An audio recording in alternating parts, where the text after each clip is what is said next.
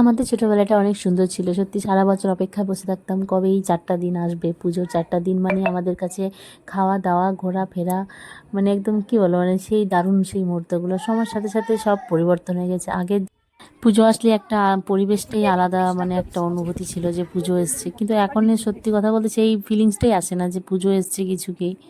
তবুও যাই হোক, পুজো বলে কথা, তো শপিং তো করতেই হবে। তো তাই আমরা মানে কি বলবো, এখন আমার কিছু কেনাকাটা করাই হয়নি। তাই আমি গেছিলাম বান্ধবীদের সাথেই গেছি। তো দেখি কি কেনাকাটা করা যায়, তো চলো সেটাই তোমাদের সাথে শেয়ার করছি। তো প্রথমে ম্যাক্সে ঢুকেছিলাম, ম্যাক্সের থেকে একটা জিন্স নিলাম। আসলে কি ম্যাক্স আর রিলায়েন্স থেকে কেনাকাটা করার পর থেকে না, বাজার থেকে কাপড় চোপড় নিলে মানে কমফোর্টেবল হয় না পরে।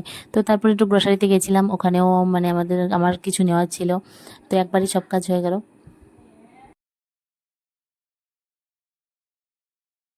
পুজোর বাজার করতে যাচ্ছি, কিন্তু একটা দোকানও পছন্দ হচ্ছে না, তাই আমরা গোটা কুচবিহার ঘুরে ঘুরে বেড়াচ্ছি। এখন যাচ্ছি আমরা শান্তিনিকেতন, দেখি ওখানে কি দেখতে পাই, আপনাদের সাথে শেয়ার করবো। চলুন সঙ্গে থাকুন। তো তারপর আমরা শান্তিনিকেতনে চলে এসেছি। তো আমি প্রতিবার পুজোর সময় এখান থেকে চুড়িদার বা শাড়ি নয়, চুড়িদার কিনলে এখান থেকে কিনি। তো এখনও তোমাদের দাদাভাই আসেনি, তাই কেনা হয়নি। তাই আমি ভাবলাম দেখি কি কি পছন্দ হয়, তো যদি ভালো লাগে তো নেব। মানে এবারে কিছুই পছন্দ হচ্ছে না। আর এই যে ব্যাগটা দেখছো, গ্রসারিটা আগে করে নেওয়াতে খুবই সমস্যা আছে। এই ব্যাগ নিয়ে আমাদেরকে মানে বাজার ঘুরতে হয়েছে পুরো। তো এখানে গেলাম, এখানেও ওরকম পছন্দ হচ্ছে না। তো দুটো সিম্পল চুড়িদারের পিস দেখলাম, ভালো লাগলো।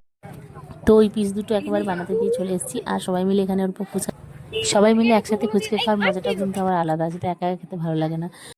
তো আজকের মতো এটুকুই শপিং ছিল। তারপরে এখন তো অনেক কিছু কেনাকাটা করার বাকি আছে। তো চলো সব কিছুই তোমাদের সাথে শেয়ার করব। আর এই ভিডিওটা এই পর্যন্তই, বা কেমন লাগলো অবশ্যই জানিও। তো চলো, টাটা।